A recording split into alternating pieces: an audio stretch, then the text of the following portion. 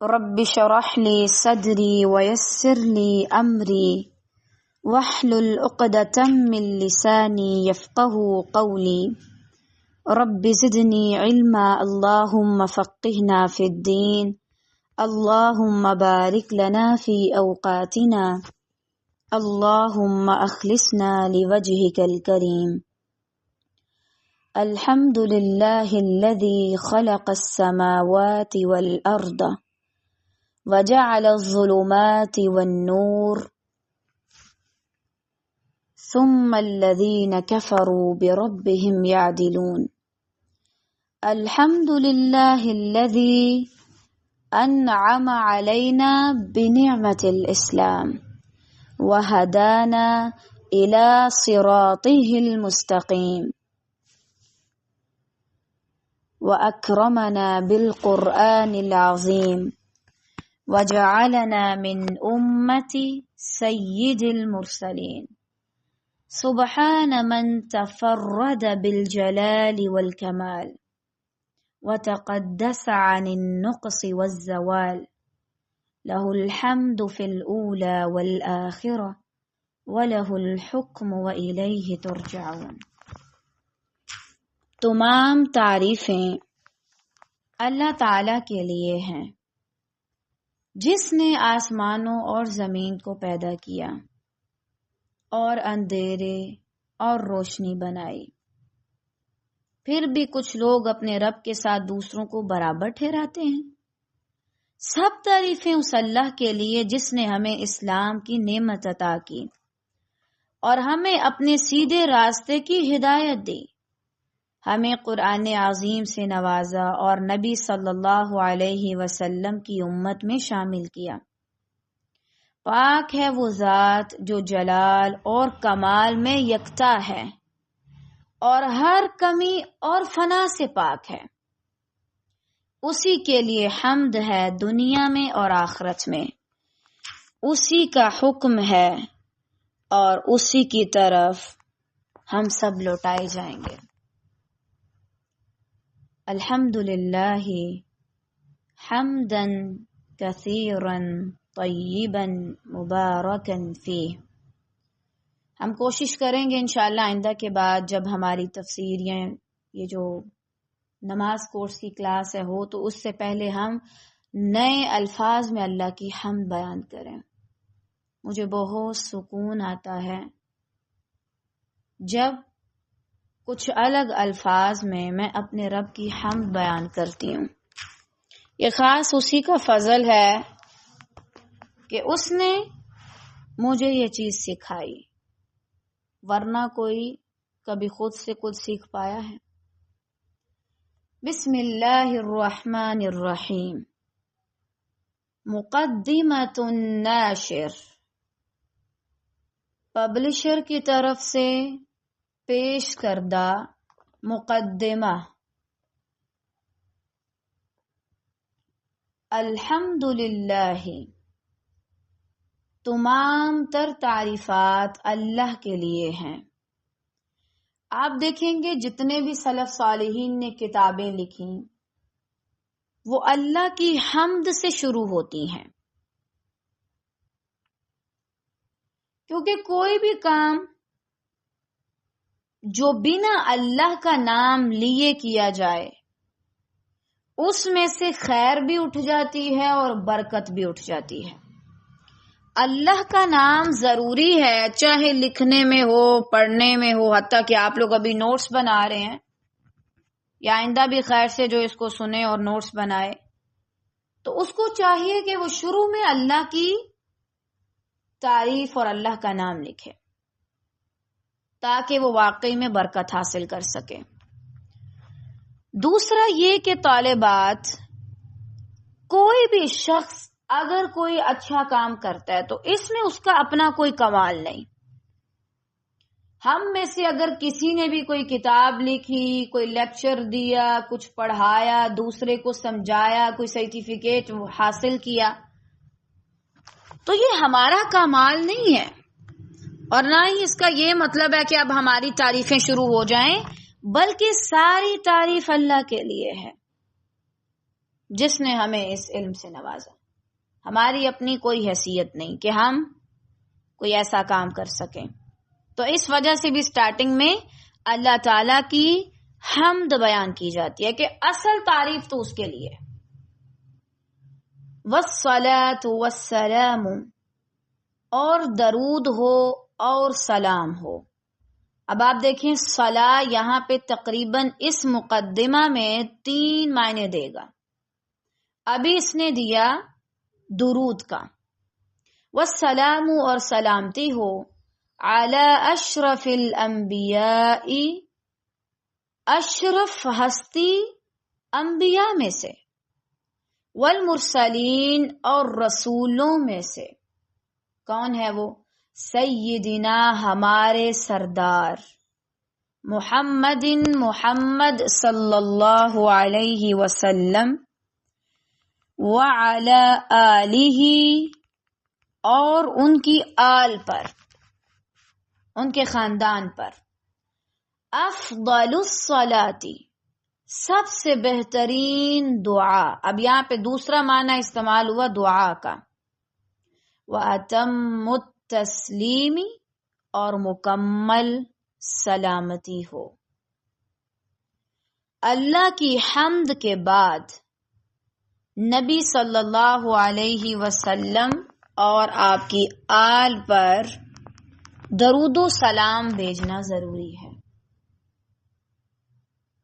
ایک روایت میں یوں آتا ہے، اگر کوئی شخص دعا کرتا ہے اور اس میں درود شریف نہیں پڑھتا تو اس کی دعا آسمانوں تک نہیں جاتی، بیچ میں معلق رہتی ہے. اور دیکھیں اللہ تعالی کو جو سب سے زیادہ محبوب ہے وہ نبی صلی اللہ علیہ وسلم ہے. ہمیں جس سے محبت ہو، ہم چاہتے ہیں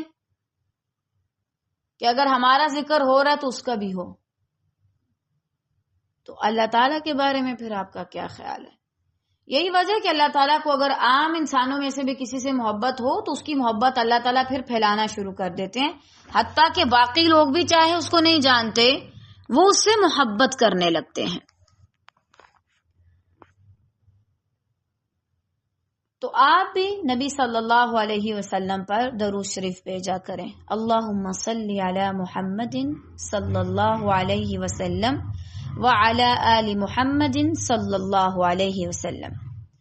دوسری وجہ کیا ہوتی ہے درود شریف کسی بھی کتاب کے سٹارٹ میں لانے کی؟ ہمیں یہ نہیں لگنا چاہیے معاذ اللہ کہ یہ سارا کچھ شاید کتاب کا حصہ نہیں، یہ بھی کتاب کا حصہ ہے.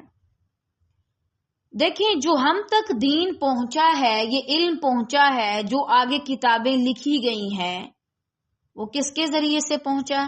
نبی صلی اللہ علیہ وسلم کے ذریعے سے. تو ظاہری بات ہے جب انہوں نے ہم تک پہنچایا اور ہم انہی کے دیے ہوئے علم میں سے کچھ لکھیں تو ان کا نام تو آئے گا نا بیچ میں. صحیح؟ اور یہ ان کا احسان ہے ہم پہ. کوئی آپ سے کتنی بھی محبت کرتا ہو وہ آپ کو پوری بات کبھی نہیں بتائے گا، کچھ نہ کچھ بیچ میں چھپا کے رکھے گا. لیکن نبی صلی اللہ علیہ وسلم نے حتیٰ کہ اپنی پرائیویٹ لائف بھی ہمارے ساتھ شیئر کی. تو کیا اب ہمارا اتنا حق نہیں بنتا، ہم اتنا نہیں کر سکتے کہ ان پر درود و سلام پڑھ دیں؟ پڑھنا چاہیے. اما بعد، درود و سلام کے بعد فإن الصلاۃ، تو بے شک جو نماز ہے. اب یہاں پہ تیسرا معنی استعمال ہوا صلاح کے لیے نماز کا. نماز کیا ہے؟ رمز الایمان، ایمان کی علامت ہے. وَدَلِيلُهُ، اور اس کی دلیل ہے. دنیا میں بھی جب آپ کسی کو مانتے ہیں، کسی کی ٹیم میں شامل ہوتے ہیں تو وہ کوئی نہ کوئی نشان یا ایسا کام آپ کو دیتے ہیں جس سے پتا چلے کہ آپ ان کے ٹیم ممبر ہیں. حتیٰ کہ ان کی طرح کا یونیفارم، انہی طرح کی ساری چیزیں، ٹھیک ہے نا، دی جاتی ہیں ہمیں. اللہ رب العالمین کو بھی جب آپ مانتے ہیں تو آپ کو کچھ احکامات دیے جاتے ہیں نشانی کے طور پہ، تاکہ فرق ہو سکے اللہ کو ماننے والے کون ہیں اور باقی لوگ کون ہیں۔ اب یہاں پہ مسلمان یا کافر کی بات نہیں ہو رہی، مسلمان کون ہے کافر کون ہے، نمازی اور بے نمازی کی بات ہے۔ جو نماز پڑھتا ہے تو بے شک اس کے اندر رمز الایمان ہے، وَدَلِيلُهُ، اس کے اندر ایمان کی علامت ہے، اور اس بات کی دلیل ہے کہ وہ بندہ مومن ہے۔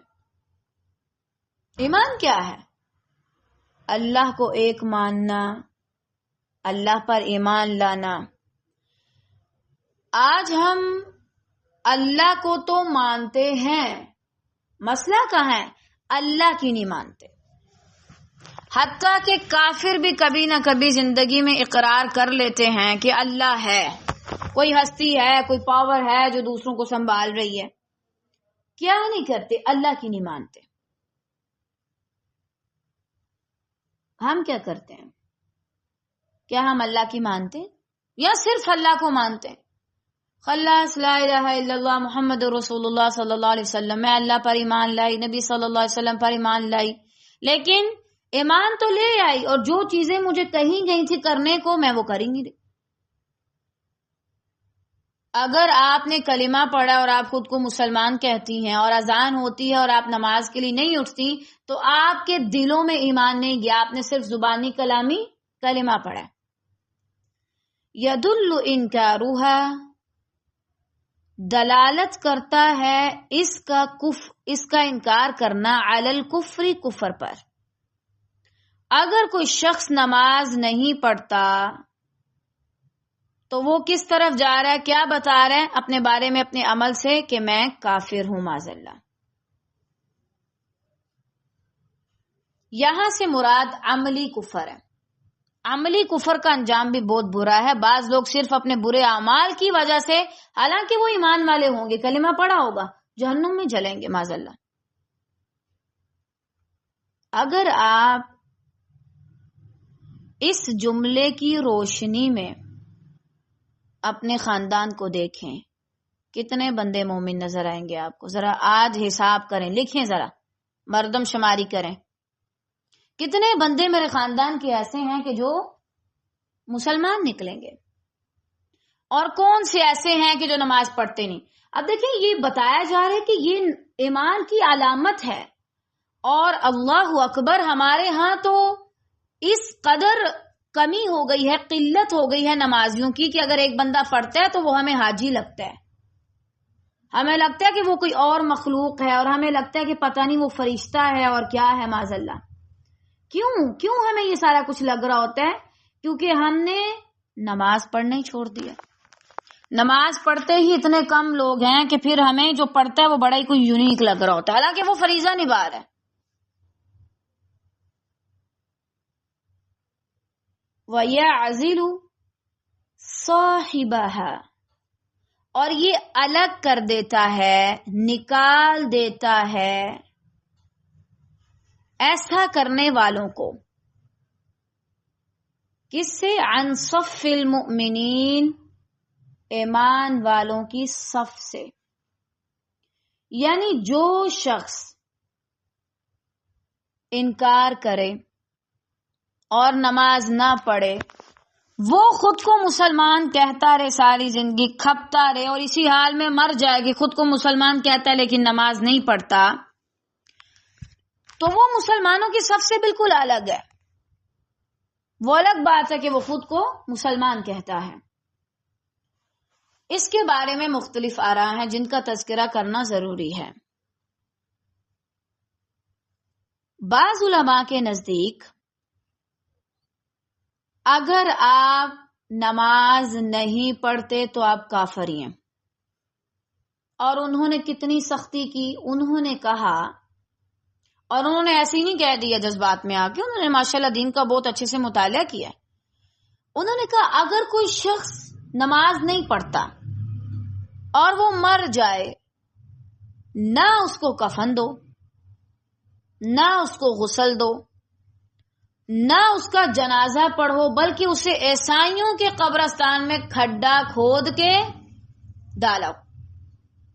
آپ کو اندازہ ہوگا کہ جو مسلمان لوگ فوت ہوتے ہیں تو ان کی کس قدر عزت کی جاتی ہے، کس اچھے انداز کے ساتھ ان کو دنیا سے جو ہے وہ اگلے جہاں میں بھیجا جاتا ہے، منتقل کیا جاتا ہے. لیکن انہوں نے اتنی بڑی بات کہی، عیسائیوں کے قبرستان میں دفناؤ. تمہیں مسلمانوں کے ساتھ ان کی صف میں کھڑا ہونا پوری زندگی اچھا نہیں لگا یا سستی کے مارے تم نہیں گئے، تو آج یہ کیسے صف بنا کر تمہارے لیے دعائیں کریں؟ تم تو کبھی نہیں آئے ان کی طرف. تو کیا صرف زبانی کلامی ایمان فائدہ دے گا؟ قطعاً نہیں. اور آج کل ہمارے ہاں زیادہ لوگ اسی وجہ سے دھوکے میں ہیں. وہ زبانی کلامی کو سمجھتے ہیں اور عمل کو کوئی حیثیت نہیں دیتے، کیونکہ انہوں نے وہ حدیث سن لی جس نے لا الہ الا اللہ کہا دخل الجنہ، وہ جنت میں جائے گا. کس طرح کے حالات سے گزر کے جائے گا پھر یہ اللہ ہی جانتا ہے. حتیٰ کہ اگر میرے گھر میں میرے والدین ہیں وہ نماز نہیں پڑھتے لیکن خود کو مسلمان کہتے ہیں، وہ اور میں الگ الگ ہو گئے. وَيَعْزِلُ صَاحِبَهَا عَنْ صَفِّ الْمُؤْمِنِينَ وَهِيَ الْمَدَدُ الْحَافِظُ لِلْعَزَائِمِ عَلَى النَّصْرِ. اور یہی وہ تحریک ہے جو کامیابی کے لیے بندے کو پرعزم رکھتی ہے، جو اس کی مدد کرتی ہے کامیاب ہونے کے لیے. کامیاب ہونے میں یہ کوئی معمولی چیز تو نہیں ہے کہ جس کو انسان معمولی لے. کیا ہے یہ؟ یہی وہ تحریک ہے جو کامیابی کے لیے بندے کو پرعزم رکھتی ہے. اس کو یاد رہتا ہے کہ ہاں میں نے نماز پڑھی ہے، میں مومن ہوں، مجھے یہ کام نہیں کرنے، مجھے آخرت میں کامیاب ہونا ہے. اور جو نمازیں نہیں پڑھتے آپ کبھی ان کا حال دیکھیں. اِذْ هِيَ صِلَةٌ بِاللَّهِ رَبِّ الْعَالَمِينَ. کیوں؟ کیونکہ یہ اللہ رب العالمین کے ساتھ ایک رابطہ ہے، ایک تعلق ہے، کنیکشن ہے، اللہ تعالی سے بات کرنے کا ذریعہ ہے. اور اللہ کون ہے؟ القادر علی کل شیء، جو ہر چیز پر قادر ہے. تمہیں کامیابی دینے پر بھی قادر ہے، تمہاری ناکامی کو کامیابی میں بدلنے پر بھی قادر ہے. اور اگر تم نے اس کو چھوڑ دیا تو وہ رابطہ ہی ختم ہو گیا جو تمہیں کامیاب کر سکتا تھا. پھر یہی وجہ ہے نہ ہی ہماری دنیا بہتر ہوتی ہے اور نہ ہی ہمیں اپنی آخرت بہتر ہوئی نظر آتی ہے. اللہ تعالیٰ کے بارے میں جو یہاں پر القادر کی صفہ بیان کی گئی ہے نا، اور شیء اسم نکرہ ہے. کوئی بھی چیز ہو، چاہے وہ معرفہ میں آئے، نکرہ میں آئے، مشکل میں آئے، آسانی میں آئے، اللہ ہر چیز پر قادر ہے. بس تمہارا اللہ سے رابطہ ہونا چاہیے. دیکھیں کچھ چیزیں ایسی ہوتی ہیں جو ہوتی ہیں لیکن سب کو نظر نہیں آتی. ان چیزوں کو دیکھنے کے لیے ایک الگ قسم کی روشنی چاہیے ہوتی ہے، زیادہ نور چاہیے ہوتا ہے. یہ جو اللہ تعالیٰ ہر چیز پر قادر ہے، ہر چیز پر قادر ہے، ہم پڑھتے ہیں، ہمیں یہ نظر کیوں نہیں آتا؟ کیونکہ جو ہماری آنکھوں میں، دل میں بظاہر نور ہے، ہم اس سے اس کو نہیں دیکھ سکتے. فقط اس قدرت کو دیکھنے کے لیے کہ وہ ہر چیز پر قادر ہے، ہمیں زیادہ نور کی ضرورت ہے. اور وہ نور کہاں سے آئے گا؟ اللہ کے ساتھ رابطہ کرنے سے. یہی وجہ کہ ہم روتے رہتے ہیں، کیسے ہوگا، مجھے سمجھ نہیں آ رہی، کیا میں کر پاؤں گی، کیا میں نہیں کر پاؤں گی، مجھے آگے سمجھ نہیں آ رہا مجھے کس طرف جانا ہے. کیوں ہم بار بار شک کر رہے ہوتے ہیں؟ کیا اللہ کر دے گا ایسا؟ کیا واقعی ایسا ہوگا؟ کیونکہ ہمیں اللہ پہ یقین نہیں ہے. اور یقین کیوں نہیں؟ کیونکہ ہمارا اللہ سے رابطہ نہیں. یہی وجہ کہ ہمیں وہ نور ملا ہی نہیں کہ جس سے ہم ایسی چیزیں دیکھ سکیں جو ہیں لیکن ہر کسی کو نظر نہیں آتی. اللہ تعالیٰ ایسی تھوڑی آپ پر اپنی قدرتوں کو ظاہر کر دے گا. وہ رب ہے اور وہ بھی رب العالمین. اچھا، اس کے علاوہ یہاں پر جو القادر علی کل شیء کہا جا رہا ہے، یہ ایک طرح سے اللہ تعالیٰ کی عظمت واضح کی جا رہی ہے. یعنی ایسا نہیں کہ وہ تمہیں نمازوں پہ نہیں لگا سکتا، وہ تو ہر چیز پر قادر ہے، وہ تمہیں لا سکتا ہے اس طرف. لیکن وہ چونکہ آپ نے پڑھا ہے کہ اللہ تعالیٰ کسی پر بھی زبردستی نہیں کرتا، آخرت میں ہاں اچھی خاصی خبر لے گا. یہی وجہ ہے کہ وہ تمہیں کھلا چھوڑے ہوئے ہیں، تمہیں آزادی دیے ہوئے ہیں. وَإِنَّ مِن جَمِيلِ الصَّنِيعِ الْعَلَّامَةِ ابْنِ الْقَيِّمِ الْجَوْزِيَّةِ رَحِمَهُ اللَّهُ، اور بے شک جو بہت عمدہ کاموں میں سے ہے علامہ ابن القیم الجوزی رحمہ اللہ کے، وہ کیا ہے؟ ان الف رسالتن، یہ کہ انہوں نے لکھا ایک رسالہ. رسالہ کس کو کہا جاتا ہے؟ رسالے سے مراد وہ تحریر ہوتی ہے جس میں کسی خاص موضوع پر مختصر مگر جامع بات کی جاتی ہے. یعنی کوئی بھی موضوع لے لیں، اس کے اوپر مختصر لیکن بہت جامع گفتگو کی جاتی ہے کہ بات اچھے سے سمجھ آ جائے، وہ ہوتا ہے رسالہ. فی ذوق الصلاۃ، نماز کی لذت کے بارے میں.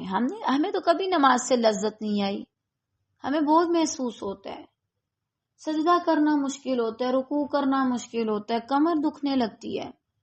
ہم تو اس چیز کو نہیں سمجھ سکتے کیا ہے ذوق صلاح، نماز کی لذت. یہ کبھی آپ اس محبوب سے پوچھیں، اس محبت کرنے والے سے جو دنیا میں اپنے کسی محبوب سے ملاقات کر کے آیا ہو. کبھی آپ اس کے چہرے کی رونق دیکھیں اور آپ اس وقت اس کو دیکھیں، ایسے لگتے ہیں وہ ساری چیزیں ہی بھول گئے. جنہوں نے ناول پڑھے ہیں وہ تو بڑے اچھے سے ذرا مشاہدہ کر سکتے ہیں کہ میں کیا کہنا چاہ رہی ہوں. تو جس کو اللہ سے محبت ہوگی، جو اللہ سے محبت کرتا ہے، وہ بھی نماز کی لذت کو چکھ لے گا. وسرھا، اور اس کے راز، یہ ایک راز کی گفتگو ہے اللہ اور بندے کے درمیان. میں بیٹھی درس دے رہی ہوں، آپ لوگ سمجھ جاتے ہیں اچھا یہ کیسی بات کرتی ہیں. آپ میرے سامنے بولتے ہیں، میں سمجھ جاتی ہوں اچھا یہ سارے ایسے بات کرتے ہیں. یا ایون کہ آپ کے سامنے اگر میں قرآن مجید کی تفسیر بھی کروں یا کوئی اور بات کروں تو آپ کو اندازہ ہو جائے گا ٹھیک ہے میں نے اللہ کے بارے میں کیا بات کی. لیکن یہ جو نماز ہے یہ ایک راز ہے، رازدانہ گفتگو ہے اللہ کی اور بندے کی، اللہ اور بندے کے درمیان. میں نے اپنے دل میں کیا کہا، کیسے کہا، کوئی نہیں جانتا. میں سجدے میں رو پڑی، میرے سینے میں کیسی کیسی باتیں اٹھیں، مجھے اللہ سے کتنی محبت محسوس ہوئی، اور کوئی نہیں سمجھ سکتا. میں کیا بوجھ لے کر کے گئی تھی اپنے کندھوں پہ جب میں جائے نماز پہ گئی تھی، لیکن جب میں واپس آئی تو میرا سارا بوجھ ہلکا ہو گیا، میرے سے بوجھ اتر گیا. یہ راز ہی تو ہے. چپ کے میں نے اپنے رب سے کیا کہا، بالکل ایسے جیسے دنیا والوں میں سے آپ کسی کے کان میں بات کریں. میں تشبیہ نہیں دے رہی، اللہ مجھے معاف کرے. یعنی جیسے ہم کسی انسان سے اس کے کان میں سرگوشی کرتے ہیں، یعنی اتنی آہستہ آواز میں بات کرتے ہیں کہ صرف وہ سن سکے. نماز میں بھی تو یہی ہوتا ہے، ہم اتنی آواز میں بات کرتے ہیں کہ اس کو صرف اللہ سن رہا ہوتا ہے. میں نفل پڑھ رہی تھی، میں رو رہی تھی، میں اللہ تعالیٰ کو اپنے کچھ مسائل بتا رہی تھی. ایسے لگتا ہے جیسے جائے نماز پہ قدم رکھتے ہی ایک الگ دنیا شروع ہو جاتی ہے. اور جائے نماز پہ ہماری الگ دنیا ہونی چاہیے. جب وہاں سے آؤ تو خلاص لوگوں کے ساتھ صحیح رہو، لوگوں تک پھر جانے کی ضرورت ہی نہیں پڑے گی. جتنا بالا ہے جائے نماز پہ نکال کے آؤ اپنے رب کے سامنے. وروحها، اور اس کی روح کے بارے میں.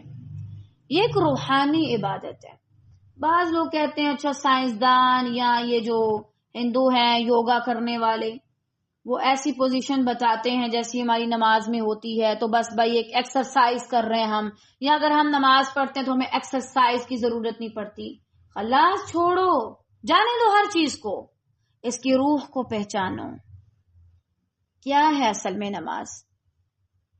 میں نے کیا باتیں کی اللہ سے، میں کیسے کیسے جھک رہی ہوں اس کے سامنے.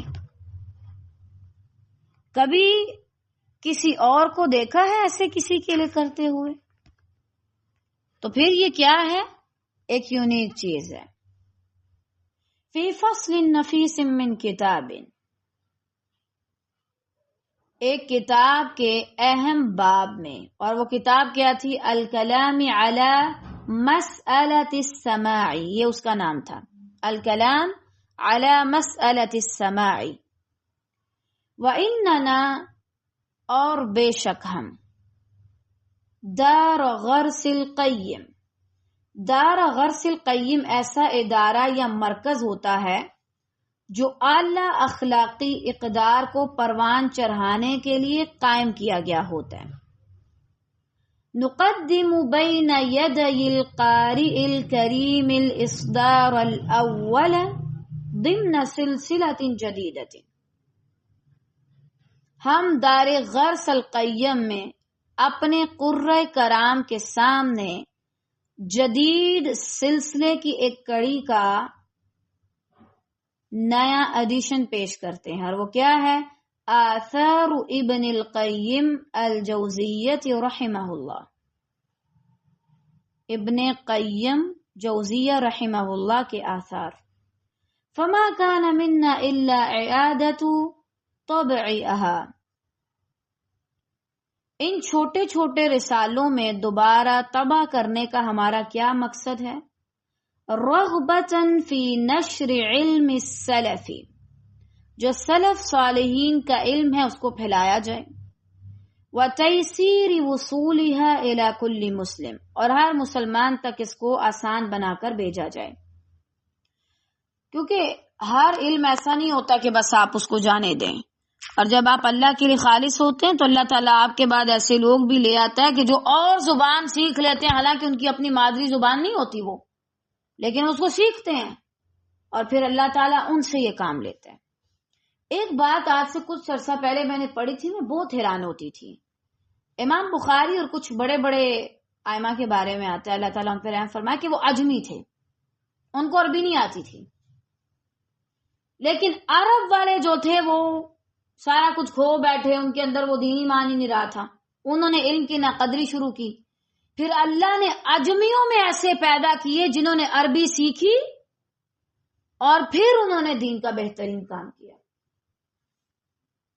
اور ایسے لوگ اللہ تعالیٰ ہر زمانے میں چنتا ہے جو وہ لغت سیکھتے ہیں جس میں دین نازل کیا گیا، اور پھر وہ وہاں سے کام آگے بڑھاتے ہیں. اللہ تعالیٰ خیر و عافیت کے ساتھ ہمیں ان لوگوں میں شامل کرے. علی شکل رسائل صغیرہ، ایک چھوٹے سے رسالے کی شکل میں.